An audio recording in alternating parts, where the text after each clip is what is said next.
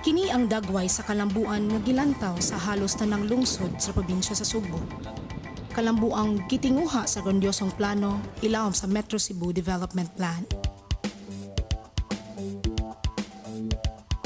Ang lungsod sa Cordova nangandoy nga makabot kining maong hagit sa modernisasyon pinaagi sa reclamation project. Kini mao ang land bridge kon causeway nga mosumpay sa ilang munisipalidad ngadto sa dakbayan sa Subo. Ug tuod man, gisugda na ang konstruksyon sa maong proyekto ni adtong Mayo 2007. Apan ang lungsod sa Cordova mao ang pinakapobre sulod sa Metro Cebu. Aduna kini 5,000 ka pamilya nga nagsalig sa pangisda lamang. Usa na niini ang pamilya ni Nanay Victoria. Gawa sa pagpanginhas, siya usab ang tigbaligya sa isda ug uban pang kuha sa iyang bana. Apan gawas sa iyang pagkayanong mangingisda, adunay laing papel sa iyang komunidad si Nay Victoria. Siya ang usa sa nagpasikad sa panaghugpong sa mga ngisda sa timog amihan ng Cordova kon pamati ako. Labaw siyang nailhan sa iyang mga kaubanang mangingisda isip leader. Si Nang Victoria, aktibo siya sa maong grupo nga kababayanan. So ang iyang pamilya usab, iyang bana, aktibo usab nga mukuyog sa mga rally o ang iyang mga anak. Ang amo man pud silang gitudloan ba nga inaana ang among baruganan kay tungod sa among pagpaningkamot nga di ta gustong magpayatak o di po ta manyatak. Katungod sa panginabuhian, kini ang gipakigbisuga ni nanay ug sa iyang mga kaubanan.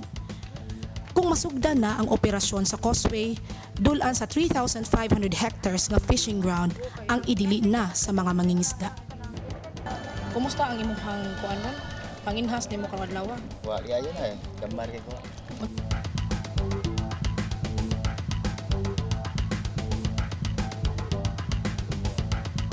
Tupak yun unta kay mi ana nya sao man ang uban pong kababayan uyo man pud sila sa inanang pamaagi. Para nako okay ra kung sumpayan para mudaghan ang mga tao nga rin. Apan taliwala sa magkalahing panlantawan, nagpabilin gihapon si nanay nga ligdong sa iyang baruganan. Ang sapay boton garikos military kay gihaylo ko og kanang lablihod. Kay kana ko nung lablihod usa ko na makatabang nako nga akong inegosyo, partikunan sa akong pagpaninda. Roon sa akong tubag, ingnanan ako sila nga. Kung parte man ganyan og lablihod, di ko modawat ko na ay data. Pero og ihatag lang, akong dawaton nga way kapin kabubuton. Bisan pa man sa iyang kakabos, wala maanod si nanay sa dagkong balod sa mga pagsuway.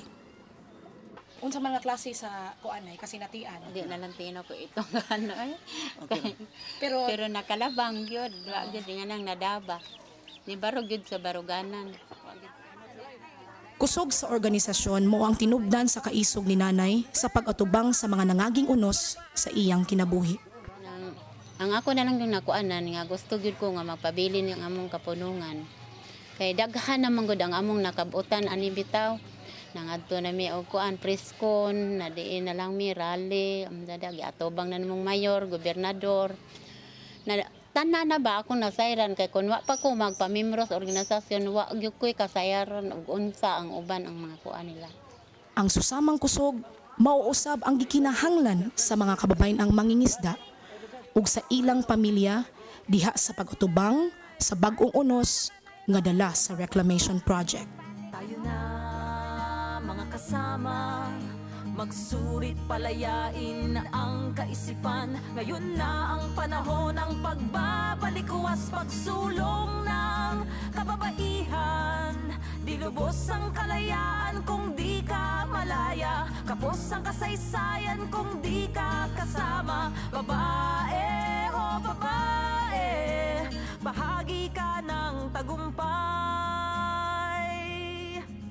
Sa lahat ng larangan, maging kasaysayan, maningning ang papel sa midhing paglaya. Sa pagsulong ng sangkatauhan, bahagi ka ng tagumpay.